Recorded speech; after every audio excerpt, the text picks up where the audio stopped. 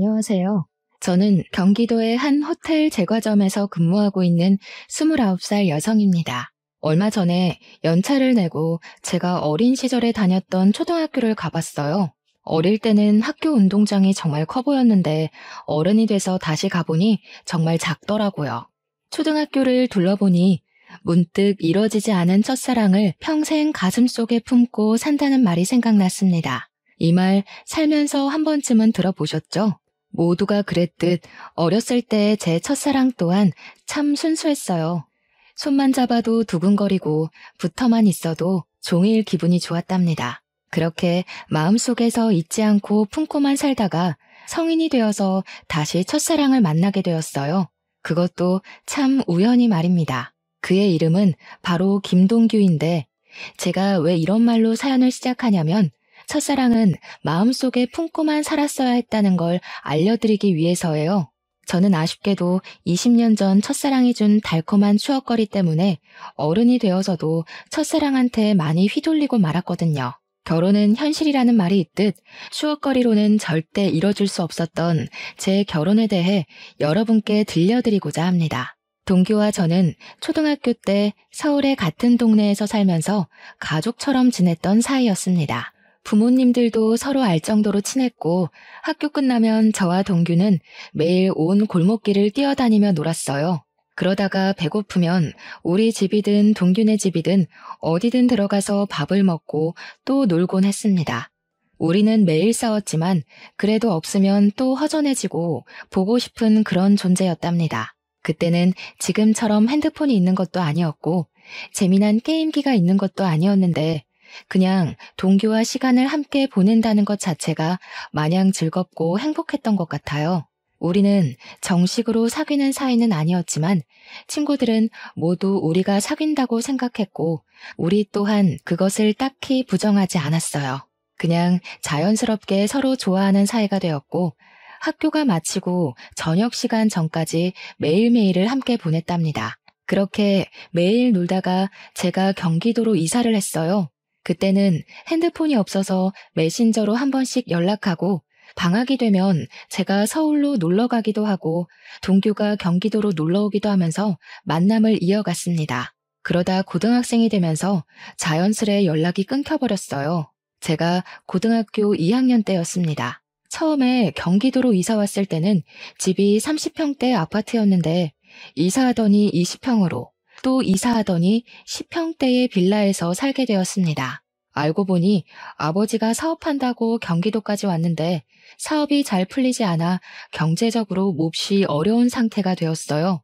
가정 형편이 점점 어려워지더니 언제부턴가 아버지는 매일 집에서 술만 드셨고 하나뿐인 딸인 저에게는 아무 관심이 없었습니다. 부모님은 하루가 멀다고 돈 때문에 매일 싸우시더니 결국 이혼을 하시게 되었고 저는 엄마와 함께 살게 되었답니다. 엄마와 저 둘이 살면서 경제적으로 정말 많이 힘들어지게 되었습니다.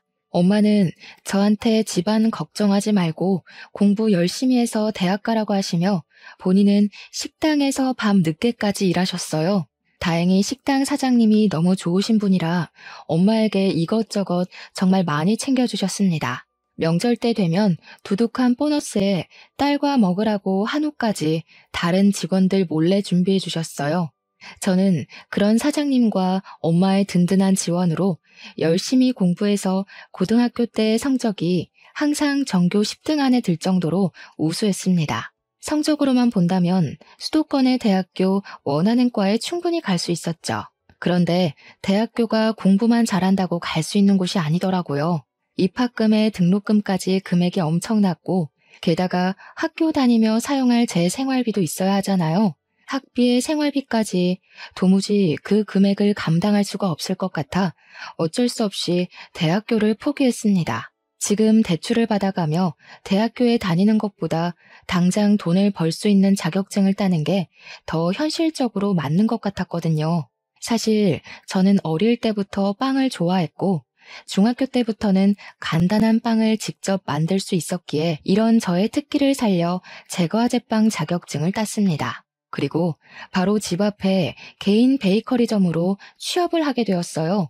개인 베이커리점이기는 하지만 동네에서는 꽤 크고 유명한 곳이었고 베이커리점 사장님은 호텔 제과점에서 근무하시던 분이라 그곳에서 빵 만드는 기술을 많이 배울 수 있었습니다. 꽃같은 나이인 20대지만 친구들과 만나지도 않고 연애 같은 거는 꿈도 꾸지 못했으며 하루에 3시간에서 4시간만 자고 일에만 빠져서 살았어요. 이런 저의 모습을 좋게 보신 사장님은 호텔 제과점에 계시는 지인분께 저를 추천해 주셔서 27살의 나이에 호텔 제과점에 입사하게 되었고 지금까지 열심히 일하고 있네요. 지금은 이렇게 제과점에서 일하고 있지만 나중에는 제 이름을 건 빵집을 차리는 것이 제 소원입니다. 그래서 그날을 위해 열심히 배우고 일하고 있답니다. 제가 호텔 제과점에 입사해서 일하는 동안 엄마도 열심히 식당에서 일하시며 돈을 차곡차곡 모으시고 식당 사장님의 도움을 받아 엄마가 직접 음식점을 차리셨어요. 처음에는 아주 힘들었지만 그래도 엄마가 오랜 시간 식당에서 일해온 경력도 있으시고 손맛도 좋으셔서 그런지 동네에 점점 입소문이 나서 지금은 대기업 간부들 월급 정도는 순수익으로 나오는 상황이랍니다. 갈수록 엄마의 식당도 잘 되고 저 역시 호텔 제과점에서 일함으로써 이전과는 다르게 조금은 여유 있는 생활을 하고 있습니다. 그러던 어느 날이었어요. 언제나 그랬듯이 저는 호텔 제과점으로 출근해서 일하고 있었습니다. 한창 정신없이 일하고 있는데 어디선가 많이 본 남자가 들어오더라고요. 자세히 보니까 어릴 때 서울에서 같이 놀던 김동규였습니다. 10대 때 헤어진 우리가 20대가 되어 생각지도 못한 장소에서 만나서 신기하기도 하고 너무 반가웠어요.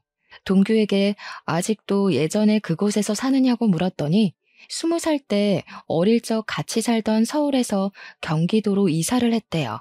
동규는 어릴 때는 그저 개구장이에 공부도 못했는데 고등학교 때 정신 차리고 공부를 열심히 해서 교대에 입학했다고 합니다.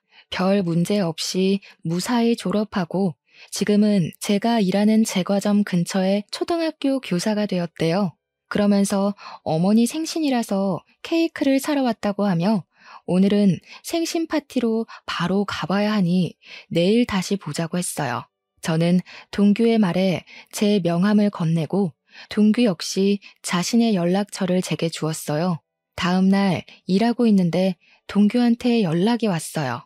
어제 만나서 반가웠고 케이크를 직접 만든 거냐고 너무 맛있었다고 하면서 맛있는 케이크 만들어 주었으니 오늘 저녁밥을 사겠다고 했습니다. 저녁에 저도 별일 없었기에 우리는 퇴근 후 만나기로 했어요. 평소에는 잘만 흘러가던 시간이 그날은 느리게 흘러갔습니다.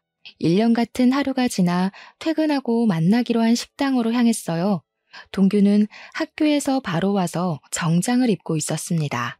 어릴 때 동규는 그저 개구쟁이였고 통통했는데 성인이 된 동규는 외모도 깔끔하고 키도 크고 참 멋져 보였어요. 반면에 저는 온종일 빵가루 묻히며 일해서 옷도 펑퍼짐하고 신발도 운동화 차림이라 뭔가 부끄럽더라고요. 지금 어디서 살고 있냐고 물어보니 동규는 우리 집에서 30분 거리에서 살고 있었습니다. 그날 우리는 간단히 맥주를 한잔하며 그동안 살아온 이야기를 했어요. 동규는 우리 부모님이 이혼했다는 소리를 듣고 놀라기도 하고 그동안 힘들었겠다며 위로를 해주었습니다. 아버지 없이 엄마와 둘이 사는 그 심정을 누구보다 잘 안다고 하며 동규 역시 엄마와 둘이서만 살고 있다고 했어요. 어쩌다가 그리 됐냐고 물으니 동규의 아버지는 동규가 20살 때 회사에서 일하시다가 사고로 갑자기 돌아가셨다고 합니다. 그래서 제가 너도 참 아버지 없이 힘들게 다녔겠다고 했더니 아버지의 빈자리가 크기는 컸지만 그래도 아버지께서 돌아가실 때 사망보험금을 받아서 그 돈으로 대학교까지 무사히 졸업할 수 있다고 했어요. 우리는 둘 다 아버지 없이 지내는 외로움이 커서인지 오랜만에 만났지만 대화가 정말 잘 통했고 자정이 된지도 모를 정도로 너무 재밌었습니다. 더 이야기하고 싶었지만 아쉽게도 다음날 출근을 해야 해서 어쩔 수 없이 헤어졌네요. 그 후로 저와 동규는 하루도 빠짐없이 연락을 주고받았고 일주일에 3번은 퇴근 후 만나 이런저런 이야기를 나눴습니다. 이야기를 나누다가 우리 둘 다 애인이 없고 아직 어린 시절에 풋풋했던 감정이 있음을 깨닫게 되었고, 얼마 지나지 않아 우리는 연인이 되었어요. 연인이 된 그 주 주말, 서로의 집에 가서 각자의 어머니께 인사를 드리게 되었습니다. 우리 집에서도 동규네 집에서도 어린 시절 코올리개들이 어느새 이렇게나 컸냐고 하며 너무 좋아하셨습니다. 그러면서 어릴 때 인연이 평생 가면 너무 좋을 것 같다며 두 분 다 우리의 만남을 축하해 주시고 응원해 주셨답니다. 어느덧 우리는 28살이 되었어요. 슬슬 주변에서 결혼한 친구들의 이야기가 들리고 우리도 결혼에 대해서 진지하게 고민을 하게 되었습니다. 우리는 어차피 서로의 어머니를 알고 있으니 바로 상견례를 하기로 하고 상견례 날짜와 장소를 잡았습니다. 약속한 상견례 날이 되었고 저와 엄마는 먼저 식당에 도착하고 이제 예비 남편이 된 동규와 동규 어머니는 10분 정도 후에 도착했어요. 어머, 이게 얼마만이에요? 잘 지내셨죠? 그런데 아버님은 어디 가시고 왜 혼자 오셨어요? 엄마, 사실은 희준의 부모님 고등학교 때 이혼하셔서 희준은 지금 엄마랑 살고 있어. 뭐? 이혼?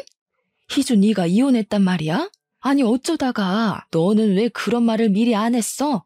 이혼 가정이면 조금 곤란한데? 성격 문제로 희주 아빠랑 어쩔 수 없이 갈라졌습니다. 그런데 이혼했어도 저는 우리 딸 부끄럽지 않게 키웠습니다. 지금 모아둔 돈도 있고요. 그러니 우리 집 가정 형편 말고 희주 자체만을 봐주세요. 맞아. 엄마도 어릴 때 희주 엄청 야무지다고 좋아했잖아.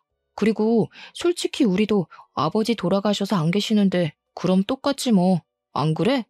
얘는 아버지가 사고로 어쩔 수 없이 돌아가신 거랑 부모님이 싸워서 이혼한 거랑 같니? 그리고 어릴 때 야무지다고 해도 결혼 생활은 또 다르지. 참, 저번에 집에 왔을 때 물어본다는 거 깜빡했는데 너 대학교는 어디 나왔니? 저 사실은 대학교는 가지 못했어요. 대신에 20살부터 계속 제과업계에서 경력 쌓아서 지금 호텔에서 근무하고 있는 겁니다. 뭐야, 그럼 고졸이야? 우리 집은 나, 먼저 하늘에 간 우리 남편, 우리 아들까지 셋 다 대졸인데 말이야. 너랑 동규랑 결혼하면 우리 집에서 너만 고졸이네? 고졸의 이혼 가정이라. 일단 알겠다. 그리고 희주 어머니, 혹시 희주 결혼하면 어떻게 하실 작정이세요? 혼자 사시는 거죠? 어떻게 다 큰 아이들과 같이 살아요. 그리고 저는 식당 운영해야 해서 같이 있을 시간도 없습니다. 동규 어머니, 우리 희주 비록 이혼 가정에서 자라기는 했지만 아버지의 빈자리가 느껴지지 않게 최선을 다해 사랑을 듬뿍 주며 키웠습니다. 그러니 걱정하지 마시고 우리 아이들의 연이 오래되기도 했고 서로 좋아하니 희주 이쁘게 봐주세요. 예비 남편이 미리 저에 대해 말하지 않았는지 예비 시어머니는 제가 고졸의 이혼 가정에서 자랐다는 사실을 아예 몰랐습니다.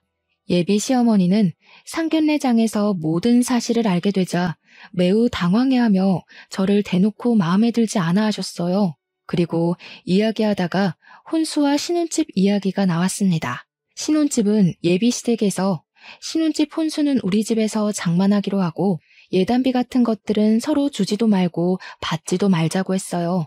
그리고 저와 예비 남편의 일정에 맞춰서 4개월 뒤에 결혼식을 올리기로 날짜를 잡았습니다. 그렇게 상견례는 끝이 났어요.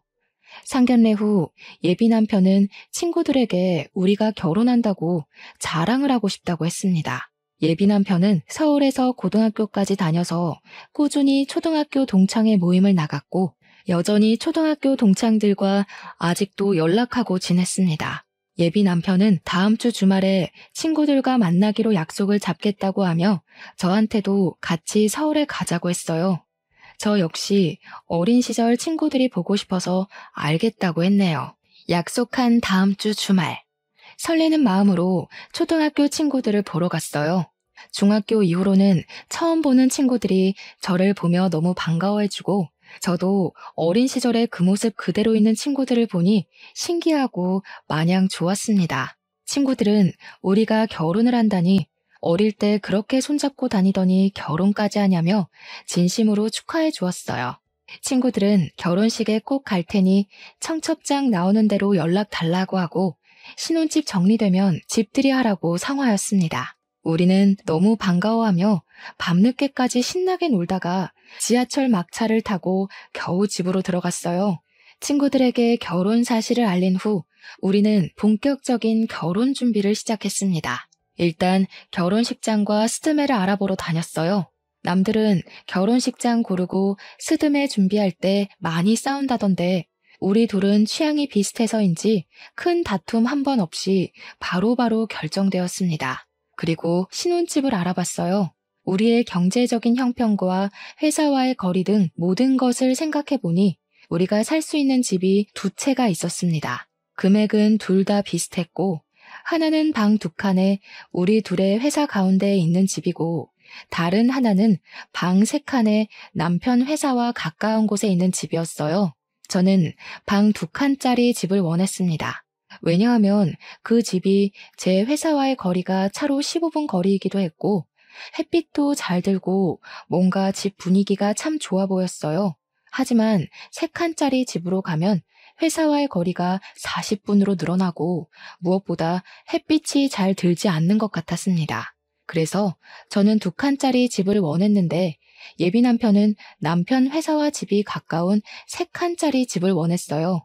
거리도 거리였지만 남편 주변에 결혼한 형들이 아이 생기고 나서 아이 방 만든다고 이사 다니면 힘드니까 신혼집은 되도록 큰 곳으로 구하라고 했대요.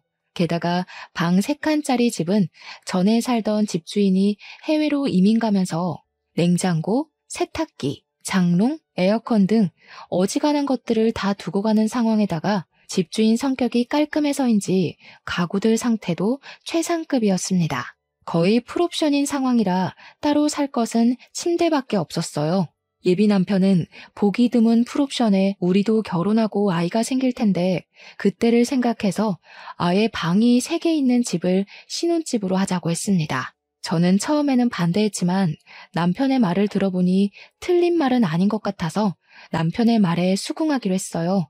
회사와 집의 거리가 멀다는 것이 문제이기는 했지만 저는 출퇴근 시간이 규칙적이지 않아서 아예 새벽 아니면 오후에 출근을 하는 반면 예비 남편은 차가 많이 다니는 시간에 출퇴근하니 차라리 남편의 회사가 가까운 곳으로 가는 것이 더 낫겠다는 생각이 들었어요.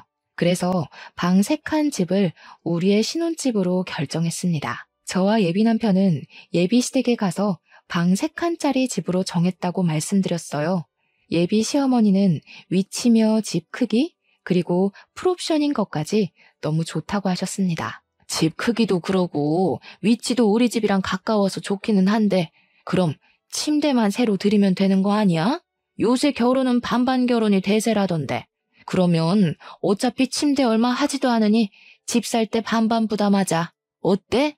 반반이요? 원래 집은 해주신다고 하시지 않았나요? 그렇긴 한데 그때는 네가 혼수를 다 장만했을 때고 지금은 혼수 장만 다 안 해도 되는 상황이잖아. 그리고 희주 너도 결혼할 때 뭐라도 해와야지 나중에 말이 없잖아. 안 그래? 그니까 그냥 반반씩 부담해서 집 계약하자. 예비 시어머니는 집을 해주시기로 했는데 갑자기 집값을 반반 부담하자고 하셨습니다. 저는 저 혼자 결정할 문제는 아닌 것 같아서 저희 엄마와 의논해보고 알려드리겠다고 했어요. 그날 집에 와서 엄마에게 이런 상황을 말씀드리니 엄마 역시 예비 시어머니와 같은 생각이라며 너무 아무것도 안 해가면 나중에 말이 나온다고 하셨습니다. 어차피 지금 상황이 혼수는 거의 할 것 없고 침대 솔직히 그다지 비싸지도 않으며 게다가 엄마와 제가 꾸준히 일하고 있으니 경제적으로도 어렵지 않다며 반반으로 하자고 하셨어요. 저 역시 어차피 결혼하면 부부는 경제 공동체로 같이 생활하는 것이기에 반반으로 부담하는 것이 바르다고 생각되어 예비 시어머니의 말에 따르기로 했습니다. 그래서 저와 예비 남편이 함께 그 집을 마련했어요. 당연히 명의도 공동 명의로 했답니다. 신혼집을 구했으니 이제 침대를 알아보러 다녔어요. 내 주변에 결혼한 언니들의 이야기를 들어보면 신혼 때 아예 훗날 태어날 아기까지 생각해서 큰 침대를 사는 게 좋다고 들었습니다.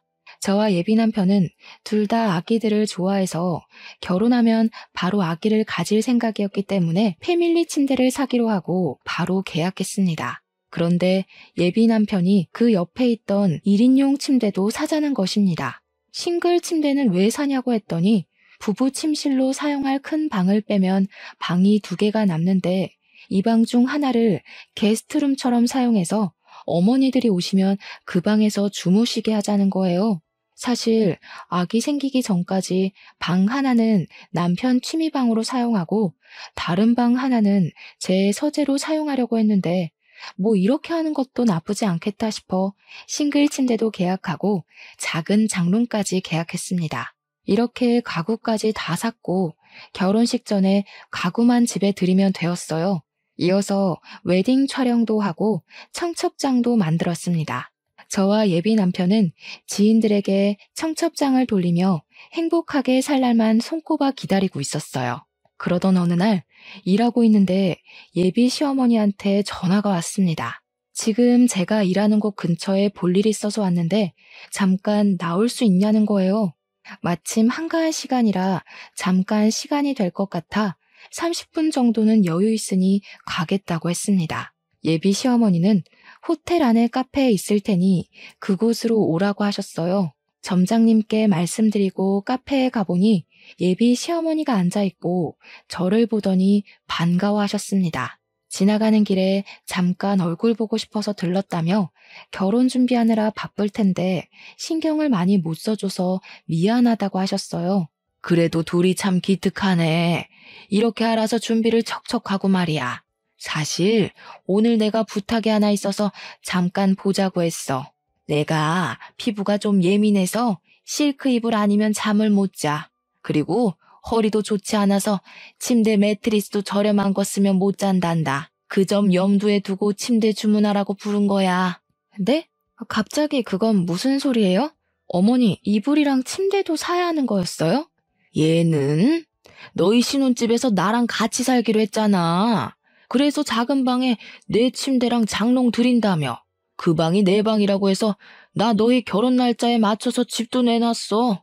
저 그런 얘기 한 적도 없고 동규한테 들은 적도 없는데요? 잘못 알고 계신 거 아니에요? 상견례 끝나고 같이 살기로 말 다 됐다고 하던데 동규가 아직 말하지 않았나 보네. 그리고 너 남편 될 사람한테 동규가 뭐니 동규가. 결혼하면 남편은 서방님이라고 쓰는 거야. 되도록 존칭도 쓰고 알겠니? 아무튼 너희 둘 다 계속 일하느라 바쁘기도 했고 특히 너는 고졸의 부모님도 이혼하셔서 집안 살림이나 집안 어른에 대한 예절을 뭐 제대로 배우기라도 했겠니? 그래서 내가 너랑 같이 살면서 너한테 살림도 가르쳐주고 음식도 가르쳐주고 할 거다. 알겠니? 저는 여기서 일하고 있는데 제가 어떻게 살림을 해요. 게다가 요새는 굳이 직접 살림하지 않아도 청소는 로봇 청소기가 하고 믿을 만한 반찬 가게도 많이 있어요. 음식도 거기서 사 먹으면 훨씬 더 저렴하고 좋아요. 이거 아주 무식한 소리라네. 이래서 여자들도 다 대학을 나와야 하고 자라는 환경을 다 봐야 한다니까. 이렇게 나이 먹은 나도 대학교를 나왔는데 너는 대학교도 안 나오고 도대체 뭐 했니? 아유, 답답해. 예, 대학교가 공부만 하는 곳이 아니야. 사회생활도 배우고 인성도 배우고 하는 곳이란다. 알겠니? 그리고 고졸 출신인 네가 대졸 출신인 시어머니와 교사인 남편 어디 가서 구할 수나 있겠니? 고졸 출신들은 대졸 출신을 무조건 따라야 해. 그니까 잔말 말고 내가 하자는 대로 해. 결혼하면 즉시 여기 관두고 딱 집에 붙어서 살림만 해. 알겠지? 죄송하지만 저도 여기서 일하면서 얻는 성취감도 있고 제 꿈도 있습니다. 그래서 전 이 일 절대 포기 못해요. 그리고 지금 일하러 들어가 봐야 할 것 같아요. 이 얘기는 못 들은 걸로 하겠습니다. 뭘 못 들은 거로 해? 오늘은 일찍 퇴근하는 날이지? 퇴근하고 동규랑 우리 집으로 와라. 내가 동규한테 말해놓으마. 알겠니? 저는 더 이야기하고 아닌 건 아닌 거라고 말하고 싶었지만 점장님이 빨리 들어오라고 전화가 와서 바로 들어가 봐야만 했습니다. 시어머니와 이야기하니 싱숭생숭했어요. 저는 예비 남편과 저 단둘이서만 살기를 바랐습니다. 솔직히 결혼하는 모든 신혼부부가 다들 그러지 않겠어요? 물론 저는 예비 시어머니와 아주 친했던 사이긴 했지만 아무리 그래도 어떻게 결혼하자마자 시어머니를 모시고 삽니까? 게다가 제가 집에만 있는 사람도 아니고 저는 일을 하고 이 일로 반드시 이루고 싶은 꿈도 있는데 그 모든 것을 다 포기하고 집에만 있으라니 말이 되지 않았습니다. 저는 일단 이따가 퇴근하고 예비 남편을 만나 이게 어찌 된 상황인지 물어보기로 했어요. 터벅터벅 다시 저의 일터로 가려는데 호텔 카페 사장님이 저를 부르셨습니다. 카페 사장님은 호텔에서 오며 가며 친해진 사이예요. 사장님은 저만 보면 꼭 딸 같다며 저에게 커피 한 잔씩 꼭 타주시고는 하셨습니다. 사장님은 예비 시어머니를 가리키시면서 누구냐고 물으셨어요. 저는 저의 예비 시어머니라고 했더니 사장님은 혹시 이순자 씨 아니냐는 거예요. 저희 예비 시어머니 성함이 맞아서 어떻게 아시느냐고 물었습니다. 알고 보니 카페 사장님과 예비 시어머니는 초등학교, 중학교, 고등학교 동창이었더라고요. 그러면서 어릴 때는 그렇게 찢어지게 가난하더니 커서 성공했나 보다고 하며 예비 시어머니의 과거를 이야기해 주셨는데 저는 정말 뒤통수 한 대 맞은 기분이었습니다. 예비 시어머니는 어릴 때 찢어지게 가난했고 예비 시어머니의 부모님은 시장 구석에서 선짓국밥을 하셨다고 합니다. 그런데 예비 시어머니 아버지가 알코올 중독자에 도박하셔서 어머니가 국밥집으로 돈을 벌면 아버지가 그 돈을 다 밖에서 쓰고 왔다고 해요. 만약 어머니가 아버지한테 돈을 주시지 않으면 아버지는 시장에서 소리 지르고 다 뒤집어 엎고 난리가 났다고 합니다. 그래서 경찰서 유치장에 여러 번 왔다 갔다 하셨고 그게 몇 년째 반복되다가 너무 힘들어서 결국 이혼을 하셨대요. 그 후로도 찢어지게 가난했고 어머니는 고등학교 중퇴 후 잠적을 했다는 거예요. 분명히 저한테는 방금 어머니가 대학교에 나오셨다고 하셨는데 사장님은 고등학교를 중퇴하셨다고 하니 이게 무슨 소리인가 싶었습니다. 카페 사장님께 그럼 어머니가 대학교는 다니셨냐고 했더니 고등학교 졸업도 못했는데 대학교에 어떻게 가냐고 하셨어요. 아마 돈이 없어서 대학교 구경도 못했을 거라고 했네요. 그렇게 힘들게 살던 사람이 여기 호텔 카페도 다 오고 정말 성공했나 보다고 했습니다. 카페 사장님의 말씀을 정리해보면 예비 시어머니는 저처럼 이혼 가정에 찢어지게 가난하게 자라서 대학교 입학조차 하지 않았던 것입니다. 그러면서 저한테는 이혼 가정에서 자랐고 제가 고졸 출신이라고 그렇게 무시를 했던 거였어요. 저는 카페 사장님의 말씀을 듣고 동규와의 결혼을 진지하게 다시 고민해봐야겠다는 생각이 들었습니다. 저와 아무 상의 없이 시어머니가 우리 신혼집에 사신다는 것도 황당한데 시어머니는 본인이 이혼 가정의 고졸 출신이면서 저를 그렇게 무시하신 것이잖아요. 어릴 때부터 봐서 저를 딸처럼 잘 대해주실 것이라 믿었는데 어머니에 대한 배신감과 충격이 꽤 컸습니다. 이날은 정말 무슨 정신으로 일했는지 모르겠네요. 넋이 나가서 일한 후 퇴근 시간이 되어 예비 남편이 호텔 앞으로 왔어요. 저는 예비 남편의 차를 타고 예비 시댁으로 향했습니다. 예비 남편의 차에서 어머니께서 우리와 같이 사는 것으로 알고 계시던데 어찌 된 거냐고 물었어요. 내가 저번에 말하지 않았나? 그때 싱글 침대 둔다고 했던 작은 방 있잖아. 그 방 우리 엄마 방이야. 엄마랑 같이 살면 좋지 뭐. 솔직히 너도 일하고 나도 일해서 집안 청소해줄 사람도 없는데 엄마가 집안일도 좀 봐주고 그러다 아기 생기면 아이도 좀 봐주시고 하면 좋지. 안 그래? 다른 문제도 아니고 어머니와 같이 사는 문제를 왜 나한테 의논 하나 없이 그렇게 막무가내로 진행해? 그게 너랑 의논까지 할 문제야? 어차피 너도 우리 엄마 불편하게 생각하지 않잖아. 그리고 너랑 우리 엄마 사이가 보통의 고부 사이야? 우리 초등학교 때 생각 안 나? 너 뛰어놀다가 흙 묻고 넘어져서 오면 너 씻겨주기까지 했는데 같이 사는 게 뭔 문제야? 그냥 엄마처럼 생각해. 그리고 나 결혼하면 엄마 이제 혼자 사시는데 어떻게 따로 살아? 내가 유일한 아들인데. 그럼 우리 엄마도 같이 살아. 우리 엄마도 이혼하시고 혼자잖아. 나도 엄마의 유일한 딸이니까 그래도 되는 거지? 방 3개니까 1개는 우리 쓰고 작은 방 2개 중에 하나는 우리 엄마, 다른 하나는 너희 엄마 쓰시게 하면 되겠네. 뭐? 어떻게 사돈이 같이 한 지붕에서 사냐? 듣기만 해도 세상 불편하네. 너네 엄마는 우리 집에서 살아도 되고 우리 엄마는 우리 집에서 살면 안 되냐? 게다가 이 집이 너 혼자 마련했어? 나도 절반은 마련했어. 그리고 집에 들어간 침대, 장롱은 다 내가 산 거 알지? 이 집에 대한 지분 나도 적어도 절반은 있어. 그니까 너네 엄마 모시고 살려면 우리 엄마도 모시고 살아. 저와 예비 남편은 예비 시댁으로 가는 길 내내 싸웠습니다. 그렇게 서먹해진 채로 예비 시댁에 들어갔어요. 예비 시어머니는 소파에서 팔짱을 딱 꼬고 화가 잔뜩 난 채로 앉아 계셨습니다. 그리고 예비 시어머니 앞에는 종이 한 장이 놓여 있었어요. 종이에는 제가 결혼하면 같이 살면서 해야 할 일이 적혀 있었습니다. 예비 시어머니는 제가 오자마자 저한테 종이를 던지셨어요. 내용을 보니 예비 남편 집의 제삿날 친척들의 생신이 쭉 적혀 있더라고요. 봤니? 네가 이혼 가정의 고졸 출신이라 아무것도 모를 것 같아서 얘기하는데 자고로 여자가 시집 가면 시댁의 행사는 목숨보다 귀히 챙기는 거다. 알겠니? 그리고 조금 있으면 명절이지? 명절날에는 친정에 갈 생각 추호도 하지 말아라. 출가 외인이라고 들어봤지? 고졸 출신이라 모르나? 시집간 딸은 남이라는 뜻이야. 이제 친정은 못 가. 그리고 만약에 내가 아프면 나 요양원에 보낼 생각하지 말고 평생 네가 날 돌봐야 한다. 그게 며느리고 여자야. 알겠니? 글쎄요. 이건 아닌 것 같은데요. 옛날에야 남자가 집도 해주고 경제적으로 도움을 주니까 그렇게 살아왔지만 이제 시대가 변했어요. 여자도 같이 일하고 집도 같이 준비해오는 마당에 왜 여자라는 이유로 이렇게까지 해야 하죠?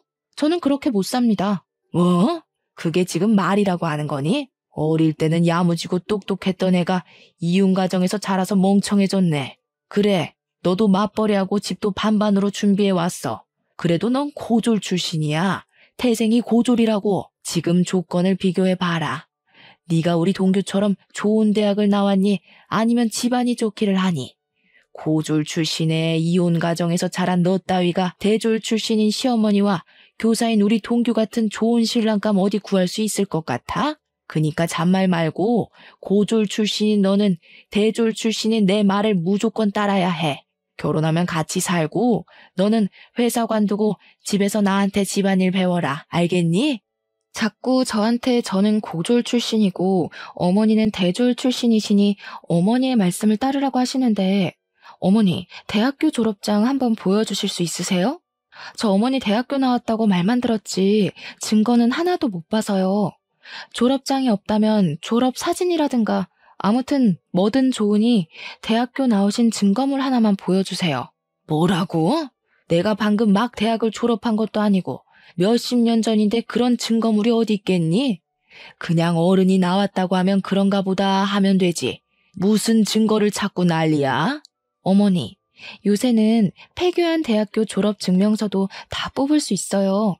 맘만 먹으면 동사무소에 가서라도 아니면 인터넷으로도 졸업 증명서 발급받을 수도 있는데 한번 해볼까요?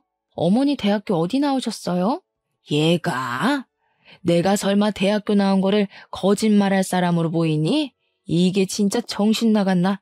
지금 시모한테 대들어? 어머니, 사실 아까 어머니와 제가 있던 그 카페 사장님이 어머니의 초등학교, 중학교, 고등학교 동창이시더라고요. 어머니 성함도 잘 알고 계시던데요.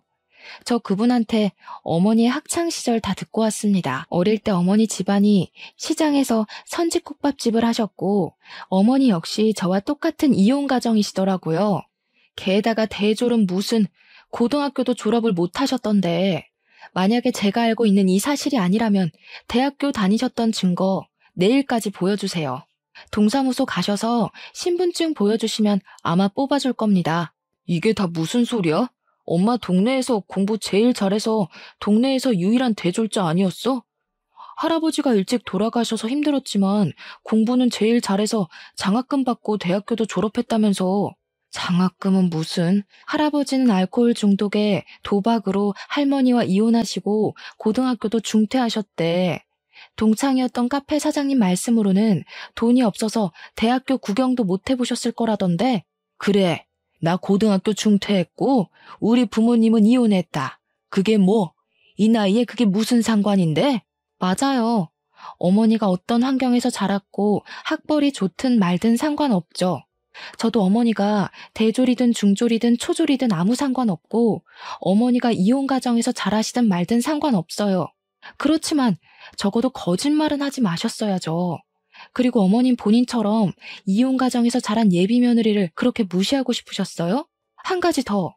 아까도 말했듯이 신혼집 장만할 때 저도 반 보탰습니다. 게다가 혼수도 제가 다 장만했는데 제가 왜 어머니를 모시고 살아야 해요?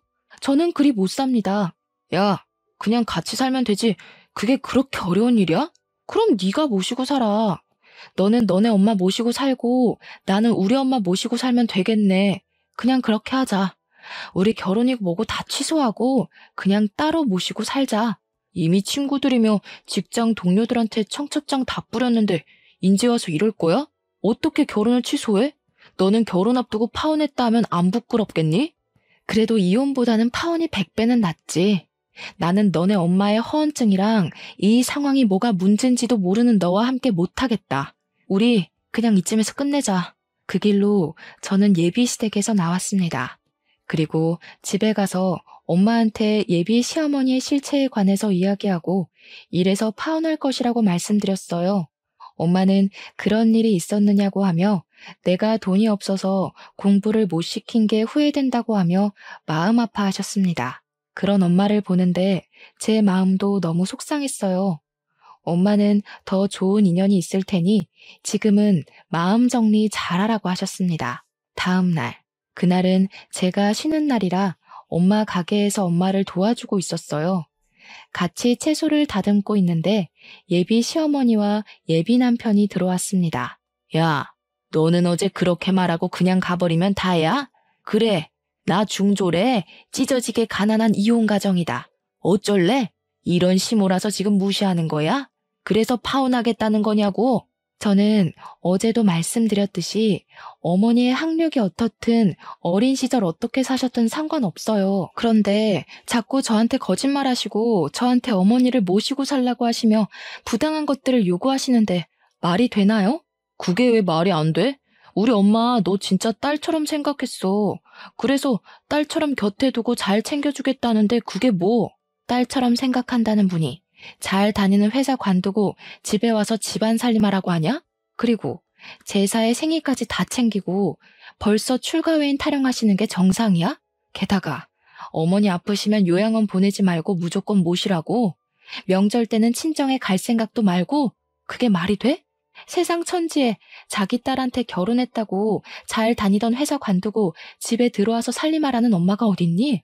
명절날에는 출가 외인이니 친정에 오지도 말라는 엄마가 어딨어? 이게 배우지 못한 티를 내나 여자는 당연히 그래야 하는 거 아니야? 그러는 그쪽은 뭐 그러셨나요? 개구리가 올챙이적 기억 못한다더니 딱 그 꼴이네요. 우리 애들 초등학교 시절 때 그쪽 시어머니 치매 오셨죠? 그때 그쪽 남편은 집에서 모시자고 그러고 그쪽은 요양원에 보내자고 하면서 매일 싸우셨잖아요. 본인은 그래놓고 우리 딸한테는 그쪽 치매 걸리면 그쪽에 똥오줌 다 치우라는 겁니까? 명절 때는 또 어땠고요? 명절 아침에 해 뜨자마자 시댁에서 탈출했다고 좋아하던 사람이 누군데 우리 애한테는 친정에는 가지도 말라고 해요? 그쪽이나 제대로 하고 이런 요구하세요. 아시겠어요? 당장 나가요. 영업방해죄로 신고할 테니까. 엄마가 예비 시어머니의 과거 행적들을 하나하나 말하자 예비 시어머니는 아무 말도 못하고 그저 소리 지르고 화만 냈습니다. 끝까지 나가라고 했지만 끝까지 두모자가 나가지 않고 행패 부리길래 결국 경찰을 불러서 그들을 쫓아냈어요. 이렇게 저는 파혼하고 지금은 엄마와 저 둘이서 다시 예전처럼 오붓하게 살고 있답니다. 예식장과 신혼집, 가구 등을 다 취소하면서 위약금을 많이 물기는 했지만 인생 공부했다 생각하고 있어요. 그 뒤로 동창들을 통해 우연히 예비 남편이었던 동규의 소식을 듣게 되었는데 동규는 저와 파혼한 후 매일 술만 먹었고 음주운전을 하다 적발돼서 벌금형을 받고 학교도 잘렸다고 합니다. 예비 시어머니는 그동안 남편의 사망보험금으로 먹고 살았는데 갑자기 아들은 벌금형 받고 잘 다니던 학교도 잘려서 지금은 그 돈을 다 탕진하고 원룸으로 이사해서 둘이서 아웅다웅 살고 있다고 들었어요. 여기까지가 제 첫사랑이었던 동규와 저의 이야기입니다. 이제 저는 동규를 다시는 만나지 않을 것이고 혹시라도 만난다고 해도 더는 이전처럼 서로에게 따뜻한 호감을 느낄 수는 없을 거예요. 이래서 첫사랑은 마음에만 두고 추억에서만 그리워하며 살아야 하는 건가 봅니다. 순수한 마음으로 만났지만 끝내는 이루지 못했던 첫사랑. 오늘 이 사연과 함께 보내버리고 당분간은 저의 꿈을 위해 열심히 달리려고요. 그러다 보면 제게도 언젠간 좋은 날이 오겠죠? 그날을 향해 오늘도 힘내겠습니다. 저의 긴 사연을 들어주셔서 감사합니다.